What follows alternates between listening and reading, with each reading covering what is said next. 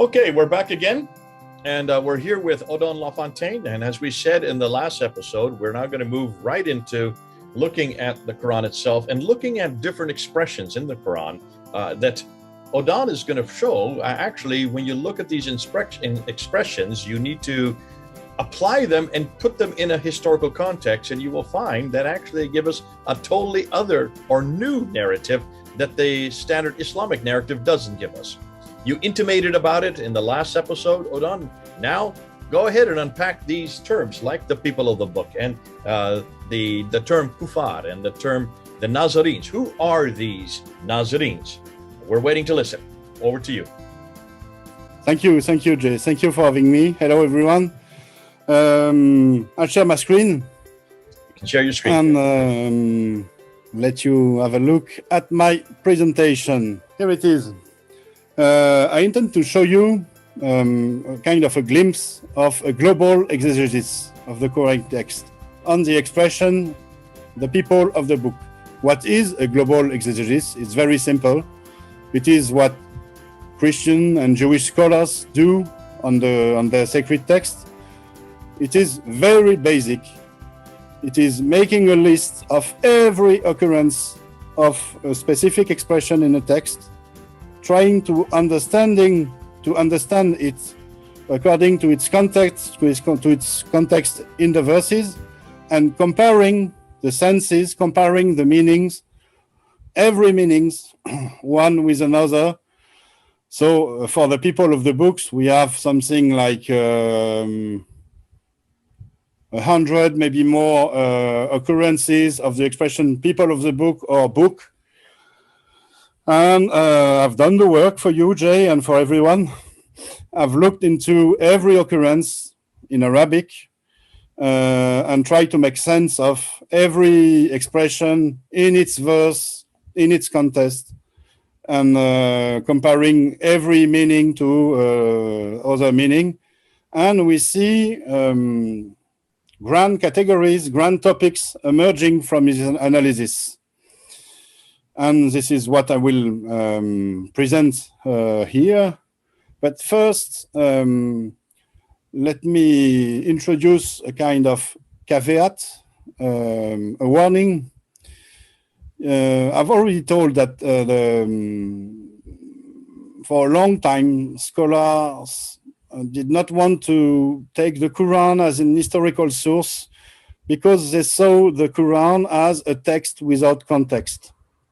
They did not know how it was written, when it was written. Some people, some scholars distinguished some layers. They realized that there were parts from a certain time, part from another time. It was very difficult. But there have been new Quranic studies these 10, 20, 30 years. And especially in the linguistical field and also in other fields. And now we have, I think, enough material to consider the Quran as an historical source and to cautiously work the Quran with this global exegesis. So, for the people of the book and the coverer, we just want to start from scratch, putting aside the standard Islamic narrative, looking at the verses and seeing what the verses tells us. Who are the people of the book? Who are the kufar, kafirun, among them? So the people of the book in Arabic, they are the al-kitab.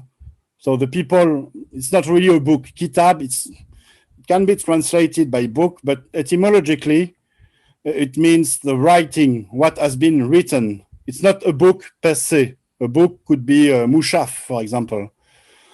It's more of scripture, the people of the scriptures, or the prescriptions, the prescription. It could be understood as the law like the Torah. So here we already have a clue. As for the kufar, the kafirun, a word based on the Arabic root Arabic and Aramaic root KFR, they are supposed to be the infidels, the disbelievers, the misbelievers, according to the Muslim tradition, to the standard Islamic narrative. But according to the etymology of the word, they are the coverers, the one who cover. What do they cover? We will see. So here are the 32 occurrences of the expression, the people of the book. I've done the work, I've told you.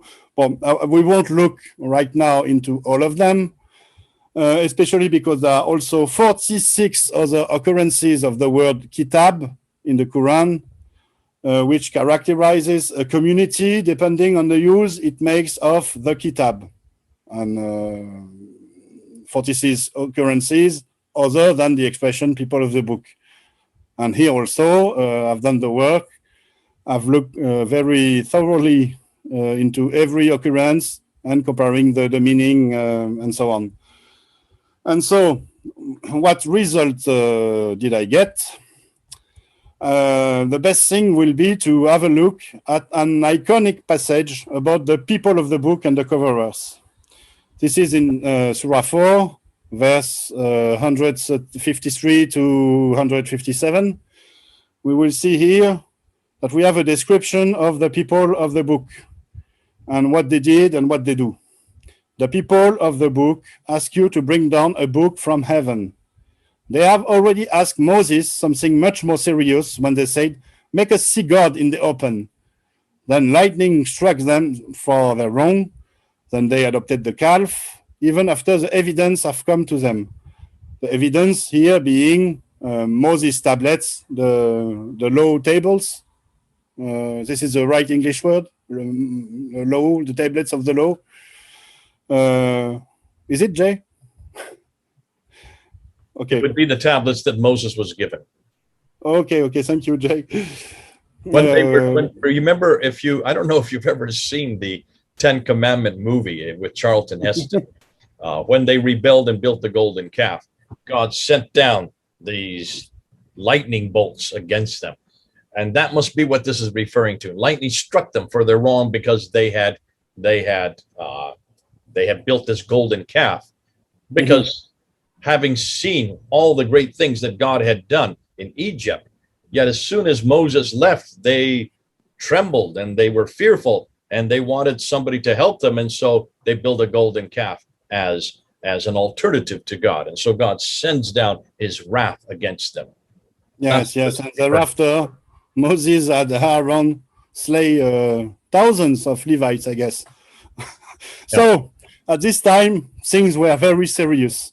But here in this verse, what do we see exactly? We see a commentary. It's a commentary about some biblical verses, the one you just talked about, Jay. It's a commentary which is supposed to make a sort of analogy between the people of the book at the time of Moses and the people of the book nowadays. We will see this in the following verses. Next verse, and to obtain their commitment, we brandish above them Mentor. We told them, enter through the door, prostrate yourself. We told them, do not transgress the Sabbath. And we have made a firm commitment of them. We cursed them because of their breaking of the commitment, their covering. This is very important here. It's not their misbelief, it's their covering of the verses of God. The unjustified murder of the prophets. Of course, here we are not talking about the people of the book from the time of Moses. The commentary points at the category, the general, regular category of the people of the book from Moses up to now.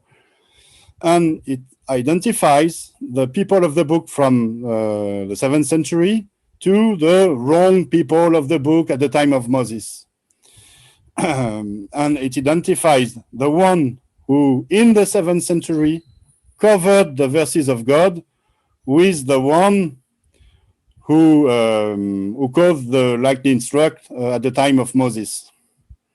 So among the people of the book, there are most of them, who broke their commitment and who covered the verses of God.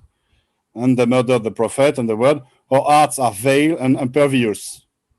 What are they impervious to? What is it that they do not want to see in the verses of God? This is something very important in the Quran, because this is why the Jews, why the people of the book are being constantly accused. There is something that they should have seen in the sacred scriptures, and they don't want to see it. That's and because Muhammad. they don't want to see it, they cover the verses of God. We start to understand what's at stake here. Now, Odon, are you going to suggest that this would be Muhammad? Because that is how they talk. That is the accusation today. Where do you see Mohammed here? I don't, and that's why they said they have covered. They have changed it. They have excised it. Chapter 7, verse 157 of the Quran. In chapter 61, it says very clearly that it's very clear that in the Tawrat and the Injil you will find references to the one who cannot read or write. Obviously, the one who is called Ahmad, who would be a diminutive of the word Muhammad. Now, what you're saying here is, and I'm assuming you're going to tell us that this is not what that's referring to. It's not what's that referring to. And even in those verses you quoted, we could look into it and see that there is no unlettered prophet. The real translation is not unlettered, or no, it's the prophet that has been sent to the Gentiles, the one who have no book. The unscriptured is the better way to say it. The unscriptured. Yeah. So it's not about an unlettered prophet. It's something else. Ummiyun, he's unscriptured. Exactly. And one could ask, who is the person that God sent to open the revelation to the nations? Is it Muhammad or is it Jesus? It's Jesus. This will be obvious here because in the following verse, we see that the people of the book are being accused of covering the verses of God. Because of their covering, the enormous calumnies are pronounced against Mary. And we know what it is. We find it in the Talmud, in the Treaty of Sabbath. Mary is accused of fornication. And Jesus is being accused of being a bastard, the son of Panthera. This is the enormous calumny that is being pronounced against Mary. But who pronounced this calumny?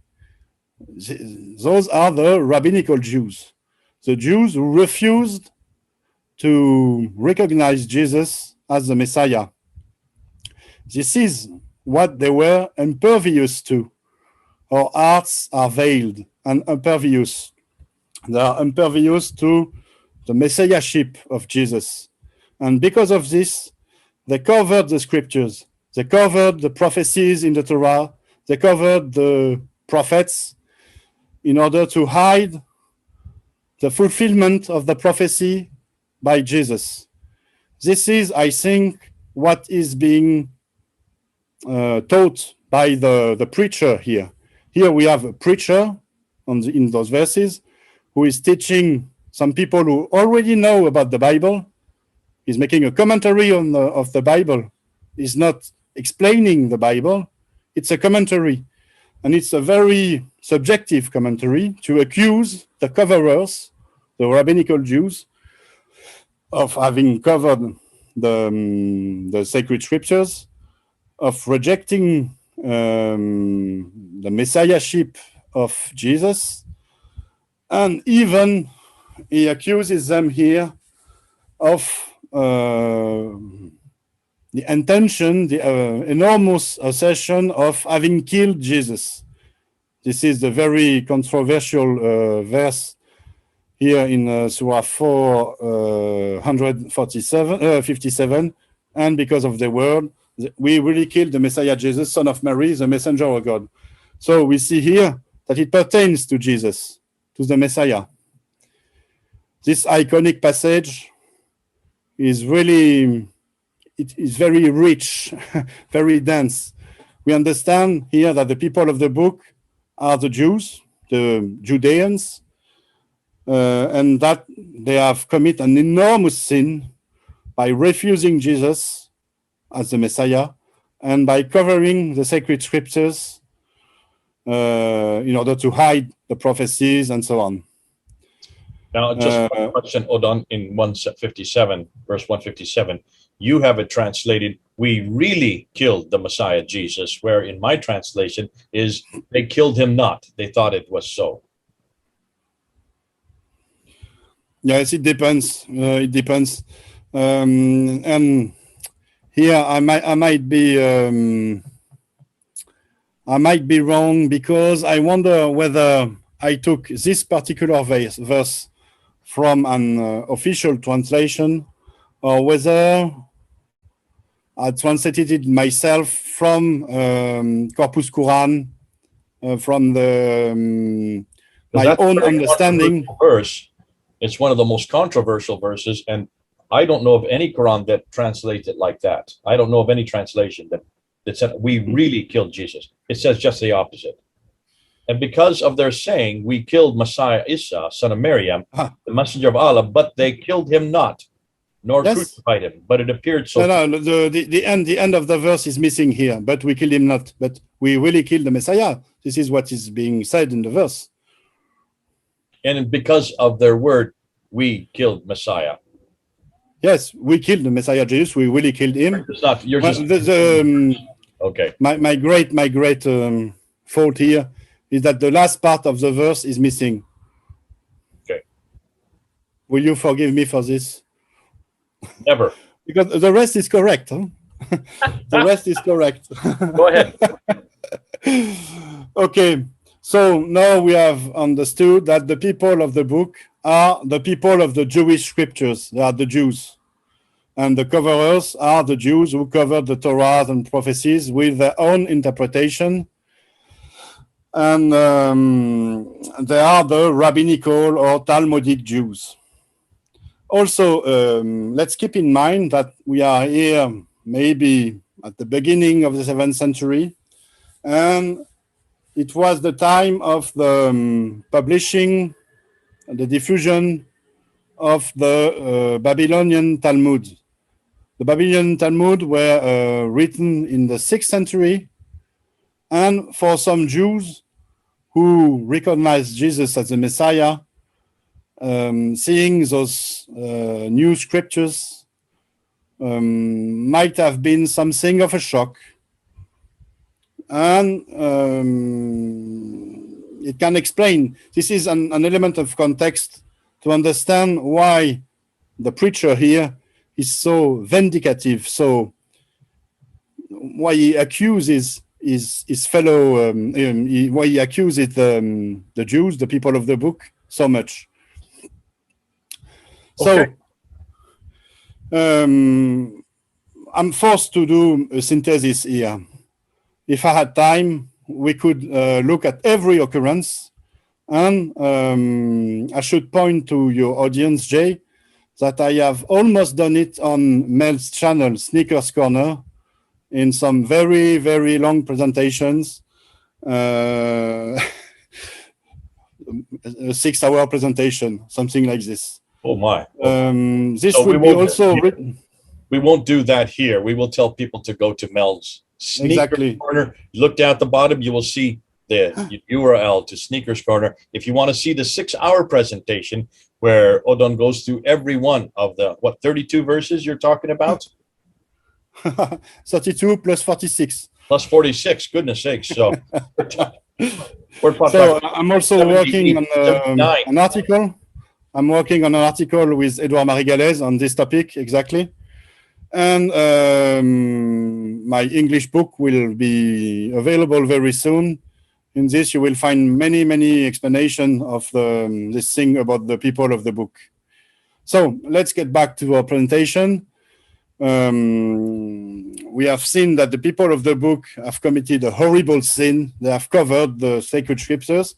But the Quranic text tells us that there is a good community among the people of the book. There are some good people. There is a good huma. This is the Arab word for it. Ummah is a very interesting word because it's not just about community. It's kind like of a tribe. It's the same word that is used for Israel, the 12 Israel's tribes. It pertains to the mother. And so the community is kind of a bloodline. It's an ethnic community within the people of the book. This community is called the standing community. The community will stand up like Abraham stood up in his place. The Makam Ibrahim we talked about is a place where Abraham stood before God, stood righteous before God. So this group is being described as acting righteously among the Jews. I've put here some references, Surah 3, verse 113, Surah 5, verse 66. There are only a very small number of them. They are a very tiny group among the people of the group. We see in Surah 5, verse 13, that they did not betray the Torah. They recognize Jesus as the Messiah. Surah 2, verse 101, Surah 4, 159. They are opposed to the rabbinical Jews and they are opposed to the Christians. Surah 2, 105. This Jewish group, this good community among the people of the book, considers the Torah and the Gospel as sacred scriptures, and it holds the unaltered text of the Torah and the Gospel. This is the issue of the Mother Scripture. We have the Mother Scripture with us. This is what they are telling. We are the good community. We have the good Torah with us, the unaltered text of the Torah, the uncovered text of the Torah, and it is called the Mother Scripture. And also, it is a group who has the true faith. It believes in God and in the last day, orders the proper, forbids the reprehensible, and is humble toward God. We see this in another iconic passage from the Quran in Surah 3, from verse 113 to 116, and also verse 199. But they are not all the same. The day pertains to the people of the book. The people of the book are not all the same. There is among the people of the book a standing community, a righteous community, a community that stands before God, that at the other hours of the night recites the verses of God by prostrating itself. They believe in God and the last day, order the proper, forbid the blamed, and contribute to good works. These are among the good people. And whatever good they do, they will not be denied. For God knows the stakes well. As for those who do not believe, those who covers, in Arabic, it is a word formed on the KFR root. As for the coverers, neither their property nor their children will ever be able to serve them against God's punishment. And these are the people of the fire that will dwell there forever. And a few verses after this, there are certainly among the people of the book those who believe in God and in what has been brought down to you, and in those who have been brought down to them. They are humble to God and do not sell God's verses at low price. So here we see that, a contrario, that the coverers, those who do not believe, they sell God's verses at low price. Which is another accusation which is proffered toward them. So we have this good community among the people of the book. What else does the Quran tells us about this good community? The Quran tells us that there was an alliance between this community, this good community among the people of the book, and the believers. This is in the Quran. We see in the Quran that the believers are urged into sharing women with the good people of the book, and also sharing food, sharing table, which is the basis of society. A society is made by mixed marriages, matrimonial alliances, and sharing food. In verse 5 of the 5th surah, you are allowed the food of the people of the book, and your own food is allowed to them. You are allowed the virtuous woman of the believers and the virtuous woman of the people who received the book before you. So here we have this allusion to the good people of the book. Of course, with the accusation we saw against the coverers, against the bad people of the book, this verse can only point at the good people of the book. And here we see also that the people of the book cannot be Christians, because in Surah 24, verse 3, we see that the believers cannot marry a Christian woman. The fornicator will marry only a fornicator or an associationist, an associator, which is a Christian. And the fornicator will be married only by a fornicator or associationist, a Christian. And this was forbidden to believers, which means this sharing of women is only between the good community among the people of the book and the believers. So here is an essential part of the alliance between the people of the book and the believers. And remember, we talked about Muhammad having a Nazarene wife. This is exactly what this is about. A matrimonial alliance between a Nazarene community, so they could be the good community among they might be the good community among the people of the book, and the believers. But we saw also that Muhammad might have been described as a Jewish prophet in the Doctrina Jacobi, so maybe he was half Jewish himself. So let me ask you a question. Who are the believers in these verses? According to what would you say are the believers here? The Mu'minun are who? And Mu'minun, the believers are the one who listen to the preaching and who believes in it. So it's that simple.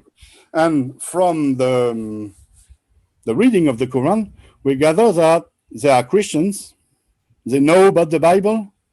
When the preacher makes alludes to the Bible, make commentary about the Bible, they understand it. We have also verses in which we understand that they are very proficient with highly elaborated theological concepts such as Messiah, Spirit of God, the end of times. And so they are learned. So you're saying they are Christianized. They are Christianized. Then who are the associators?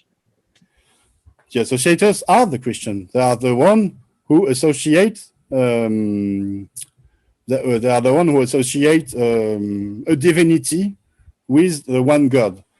This accusation of associationism is not new.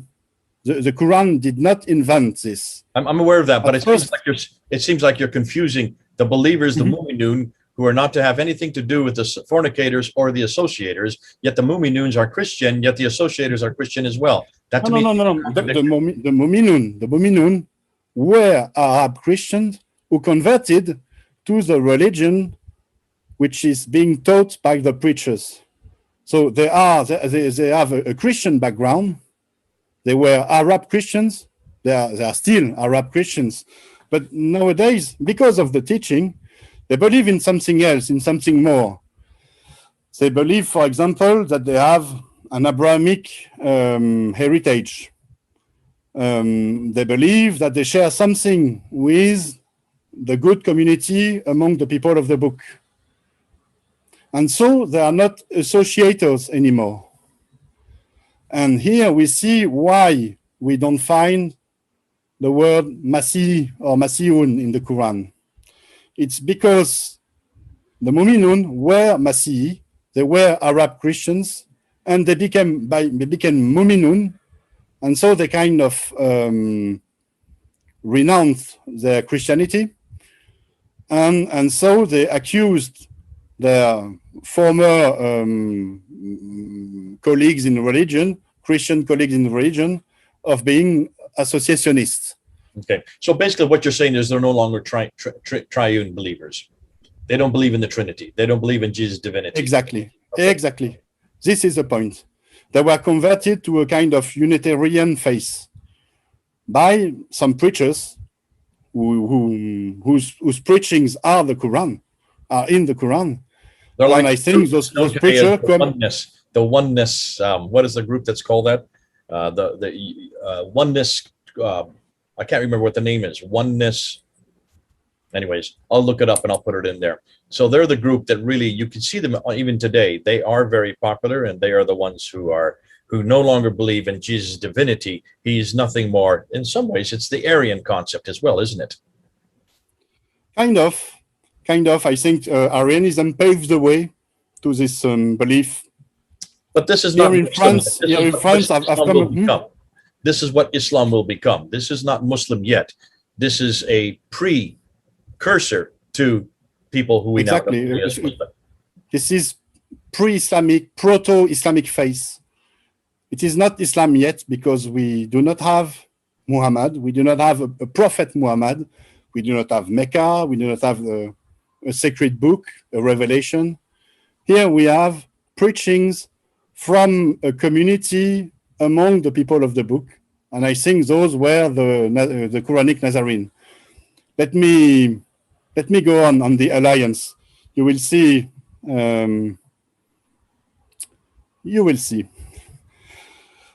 What is this alliance about? It is about teaching the good Jewish religion.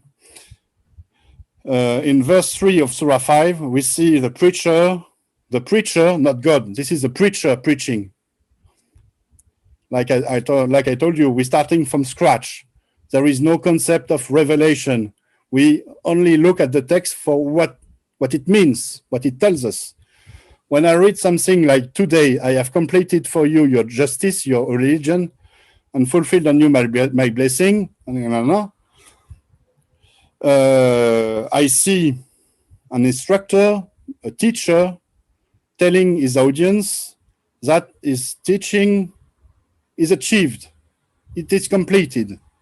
It's okay. The program is over now. I have completed for you your justice. So it's the Arabic word din. Din is often translated by the word religion, but it's not a very good translation. Din is the same root as the Aramaic and Hebraic dan, like in Daniel. Dan is the justice. The justice in the biblical meaning of the word. It's the set of religious rule which you must abide by in order to be a just, a righteous person.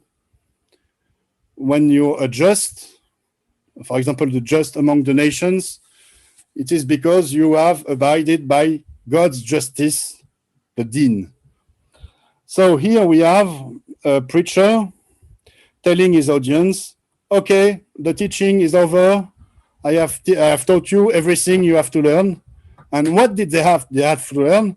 If you look into the Quran, in the previous verses, it was teaching about some culinary religious rules. The diet, it's not a diet, it's dietary rules, which is kind of derived from the kasherut, from the kosher rules for the Jewish people.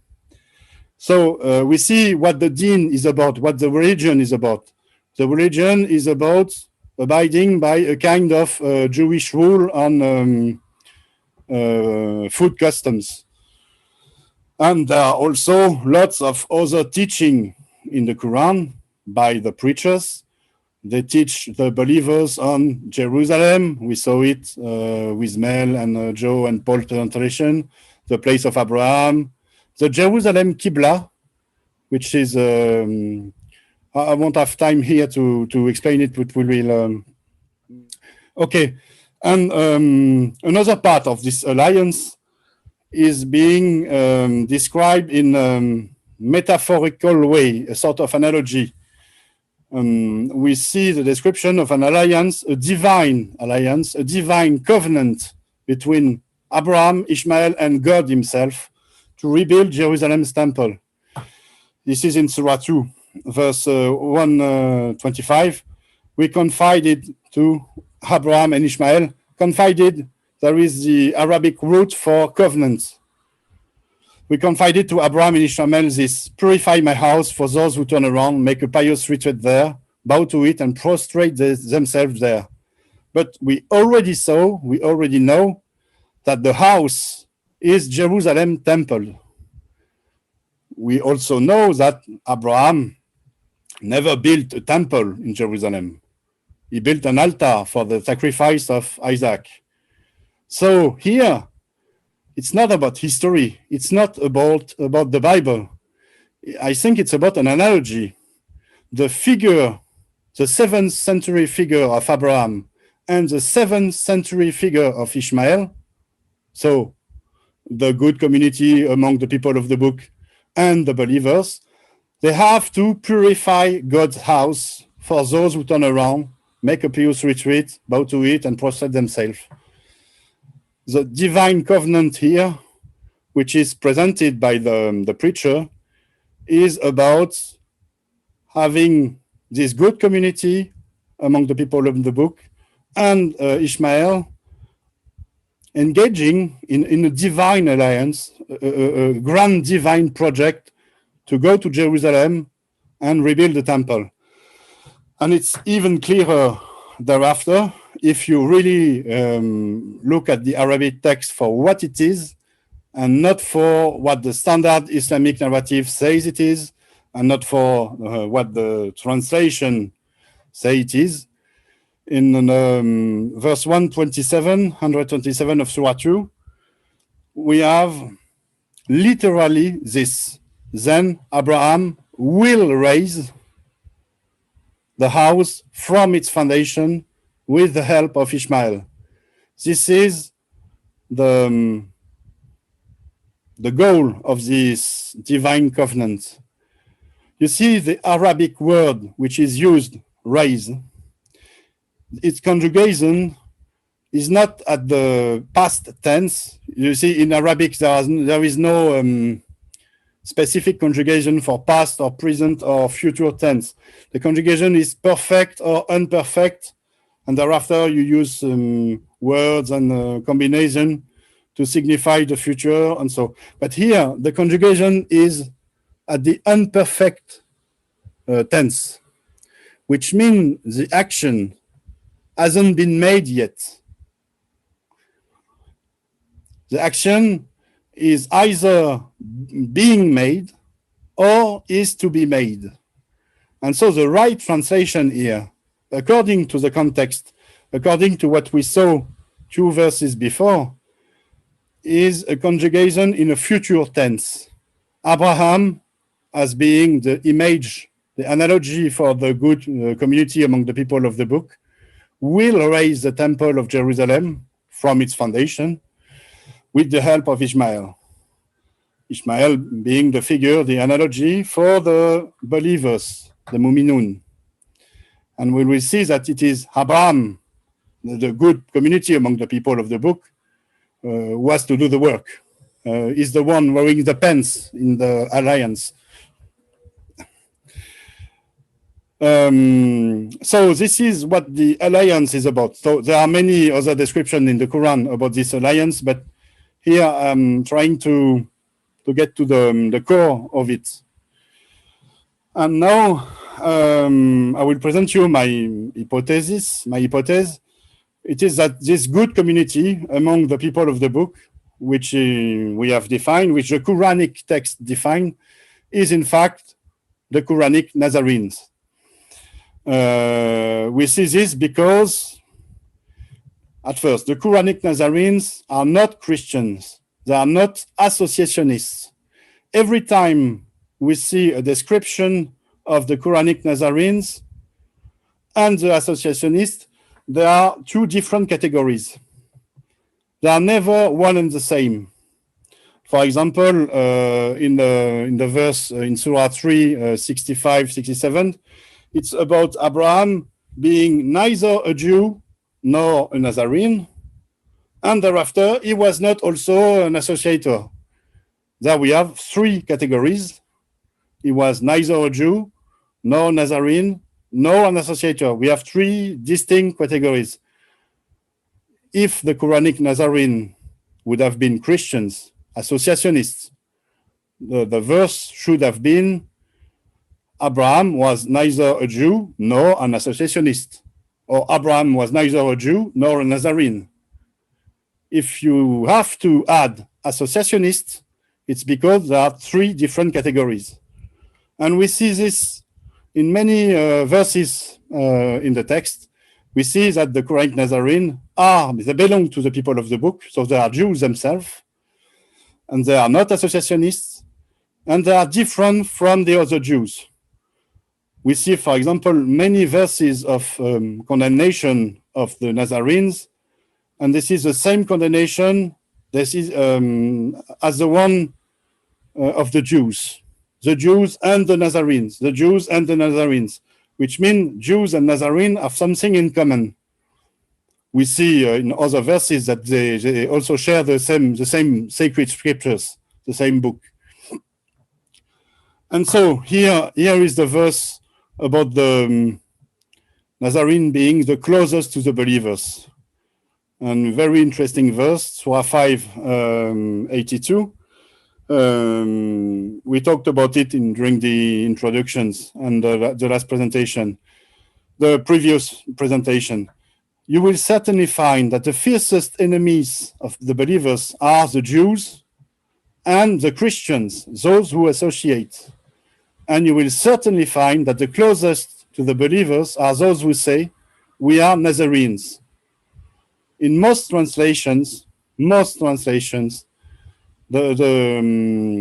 translator choose to translate Nasara by Christian, which is an enormous contradiction, because the fiercest of the enemies are supposed to be the associationists, so the Christian, and the closest to the believer are then to be those who say we are Christian. This is a contradiction. Some honest Muslim translators, such as Muhammad Abidullah, who was a French-speaking Muslim scholar, in his translation, he could not, because he wanted to be very true to his sacred text, he could not translate there Nazarene by Christian, because he understood that there was a contradiction. And so here we see, for example, that there are three distinct categories.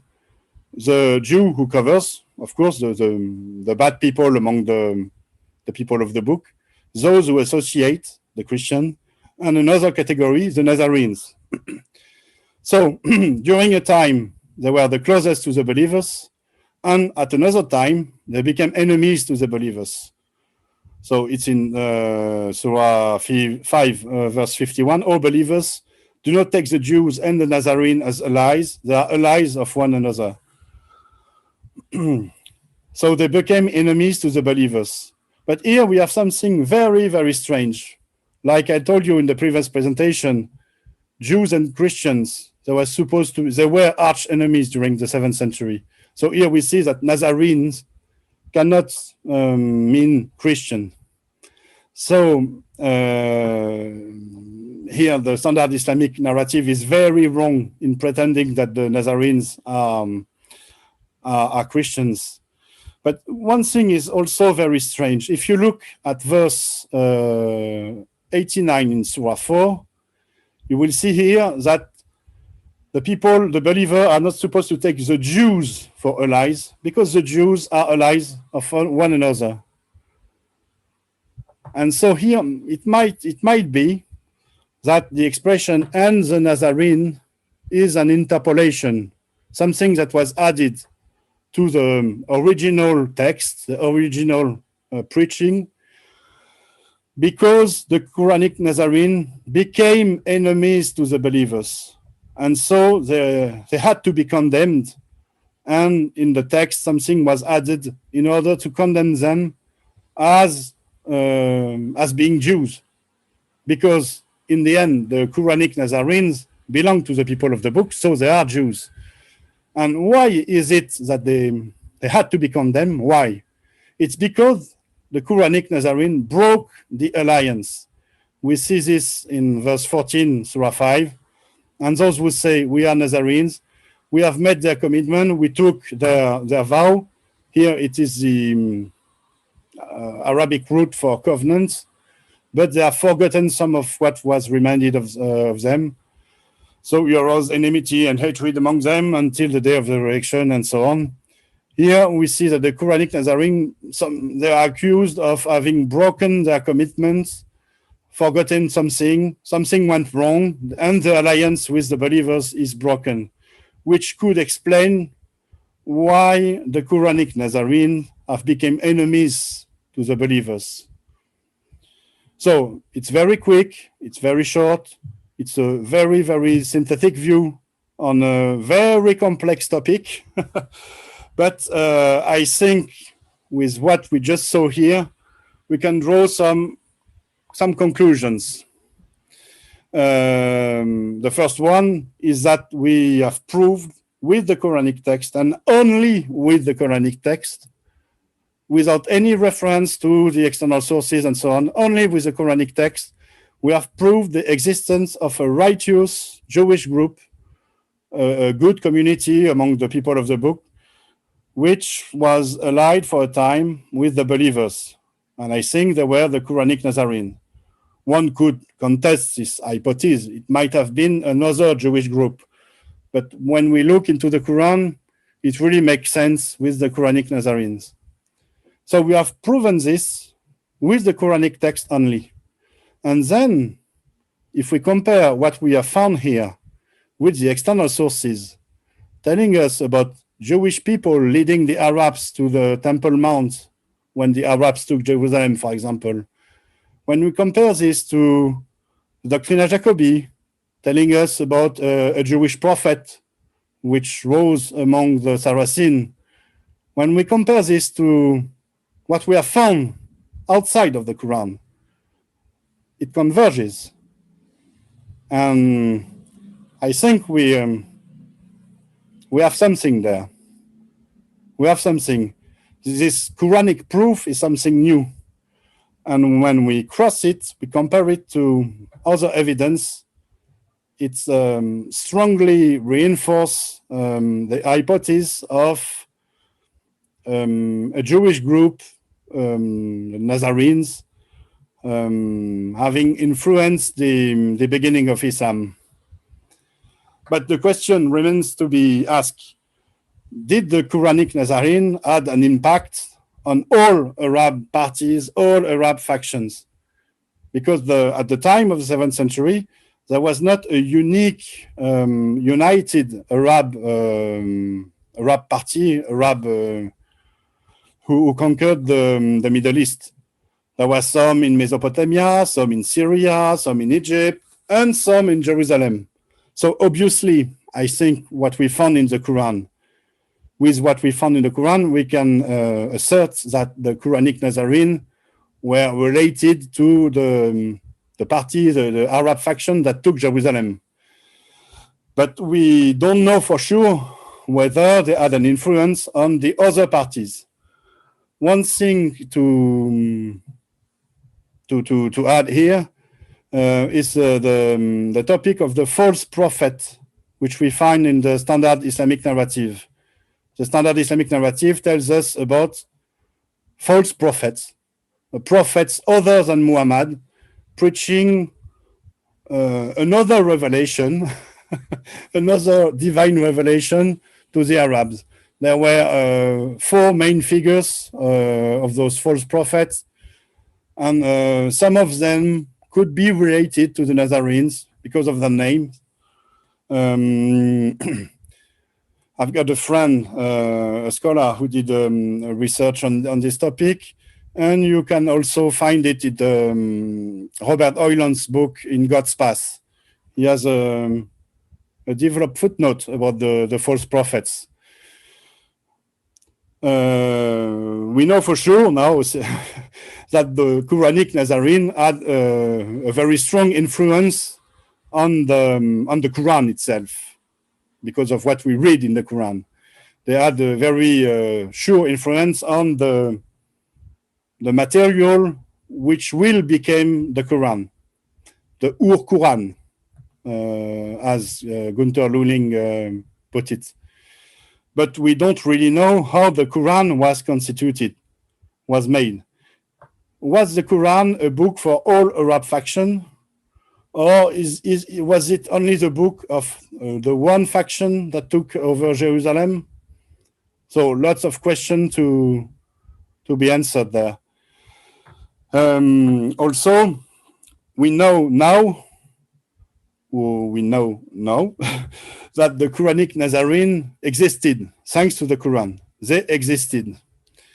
Edouard Marie Galès put an hypothesis about the origins of those Quranic Nazarenes. Where do they come from? And he thinks that they came from the 1st century, from the first Judeo-Christian community of Jerusalem, that they were Jews who did not want, they were Judeo-Christian who did not want to come back to Jerusalem after the first siege, after the year 70, when the Roman destroyed the temple. The Judeo-Christian at this time, they fled Jerusalem before the siege, and they took refuge in Jordan and in Syria also. And they came back to Jerusalem after the siege, after the destruction of the temple. And the chronicler, the author of this time, tells us that some of them did not want to come back to Jerusalem, and that they kept on the they remained in Jordan, they remained in southern Syria, and they might have constituted the beginning of a Nazarene movement, which we will find the aftermath in the Quranic text. Also, we have here a groundbreaking discovery about the origins of Islam. It makes us understand the apocalyptical expectations of the believers, of the proto-Muslims, the pre-Muslims, why they wanted to take Jerusalem, what they did there, and then we can form the hypothesis of the role of the Messiah. They wanted to take Jerusalem, to rebuild the temple, to trigger the apocalypse, to have Judgment Day.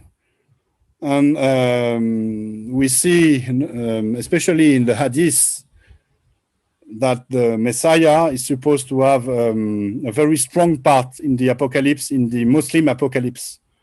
So maybe building the temple was the way, was the solution, the recipe for having Jesus come back. And so we understand that Islam did not emerge from the preaching of a prophet in Mecca and so on, but that it emerged from a long process. There has been at first the teachings, the preaching of the Quranic Nazarene to the believers. There has been the Jerusalem event. They took Jerusalem, they rebuilt the temple, and they were waiting for the Messiah to come back, and he did not come back. And so the apocalypse failed. There was a sort of failed apocalypse.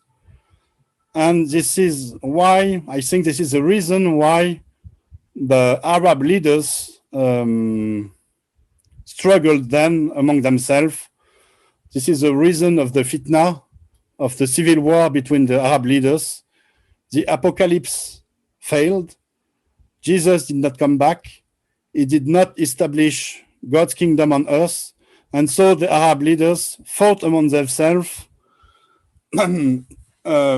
because they all had different opinions, different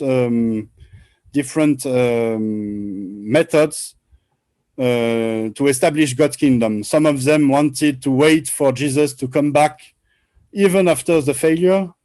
Some of them pretended to be the Messiah himself, such as Ali, for example. Others pretended to establish God's kingdom by themselves. And the struggles, the turmoil between the Arab leaders led to the emergence of the strongest, Abdul Malik, at the end of the 7th century, who created a new entity, the Caliphate, and who pretended to be himself God's Caliph. We see this on his coins. We should make a video on coins, Jay. We see that Abdul Malik is the first of the Arab leader to mint Caliph on his coin, and especially God's Caliph, God's lieutenant, which means Abdul Malik kind of pretended that he had established God's kingdom on earth, the Caliphate. And thereafter, there was the Abbasid revolution. They took over the Umayyads. They took over God's kingdom, and they pretended also to be God's caliph, but they could not legitimate the power on Abdul Malik's pretension. They had to invent something more. And so from God's caliph, Khalifat Allah, they became the successors of God's apostle, Khalifat Rasulullah. The Umayyads were not called Khalifat Rasulullah. They were called Khalifat Allah. And with the Abbasid, we have something else, Khalifat Rasulullah, which means that they assume a complete power over the caliphate without any reference to the Messiah Jesus, who did not come. Abdul Malik, he kind of pretended to be the Messiah himself and to have Jesus' messianic power in order to establish God's kingdom. But with the Abbasid, we have something completely new, with a new justification, a new religion to justify Islam, hence the invention of the divine revelation, the invention of a prophet to reveal the revelation, and the invention of all the standard Islamic narrative. So this last development that I made about Islam's emergence, it will need to be, it needs more proof than what we have found in the Quran. Huh? It's a development, of course. I would gladly develop it in presentations to come.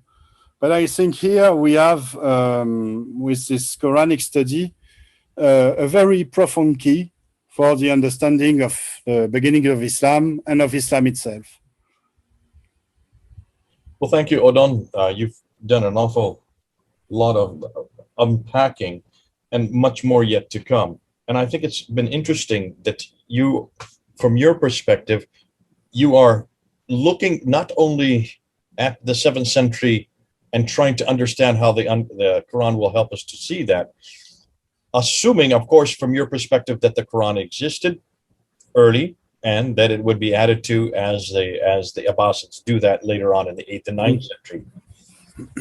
But if you look at the Quran and you understand it from the words that you're using, and you wanted to zero in on Al-Kitab and you wanted to zero in on Kufar, those two words especially, to show that really there was a inter-tribal, you might say, tussle that was going on as people were trying to create an ascendancy one over the other, and there was certainly a Jewish Christian flavor. But what's fascinating, you're saying that there was a third entity, a Nazari. Quranic Nazarene is the name you give it, and that's your name for it. Many people will give it other names.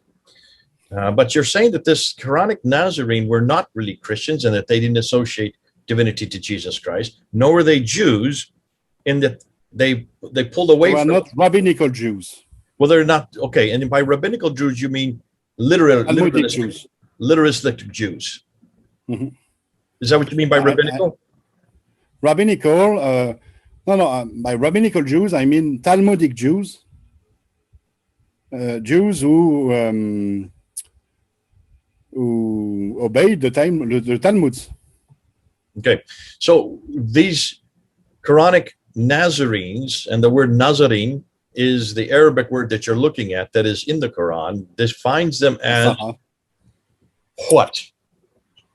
And why, since you're calling them Quranic Nazarene, because you can find that word in the Quran, that's why you're giving the word Quranic. Am I correct?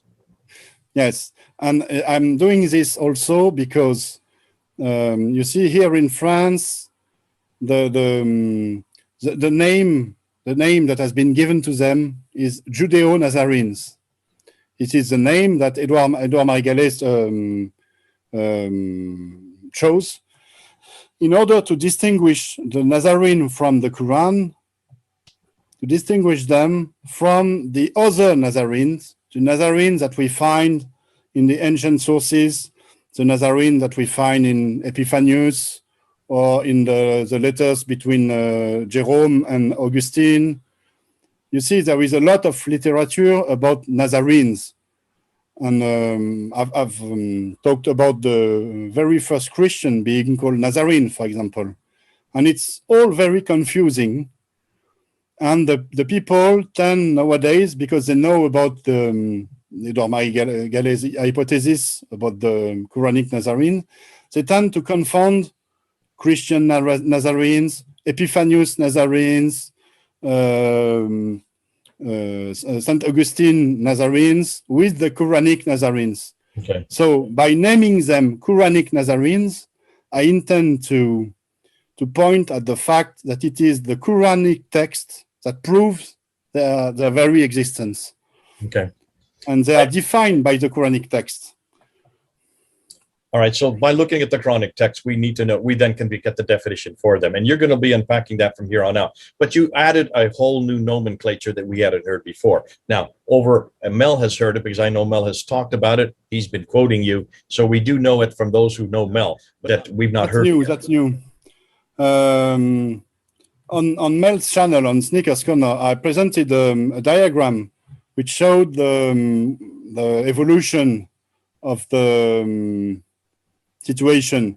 At first, you had the Quranic Nazarenes, the Kufar, the Mushrikun, and with the events during the 7th, 8th centuries and so on, and the invention of the standard Islamic narrative, things evolved, and the meaning of the word changed.